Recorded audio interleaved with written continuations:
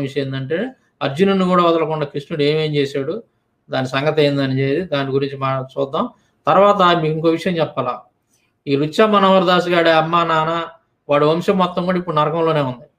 వాడి యొక్క మత గ్రంథాల అకార్డింగ్ టు వాడి యొక్క మత గ్రంథాల ప్రకారం. వాడి వంశం మొత్తం గూడా రుచ్చ మనోహర్ దాస్ గాడి వంశం మొత్తం గూడా ఇప్పుడు ఎక్కడుంది? మొత్తం వాళ్ళంతా కూడా నరకంలోనే పడి ఉండాలి. వాడి మత గ్రంథాలే చెబుతున్నాయి. మనం చెప్పట్లే ఆ విషయం. సో, దాని గురించి కూడా కొన్ని వివరాలు నేను చూపిస్తాను. మంచి కామెడీ ఉంటది ఆ వీడియో గూడా. ఈరోజు నైట్ 10 గంటలకు మళ్ళీ మనం ఒక గంట ఇప్పుడు ఒక గంట అయింది గదా!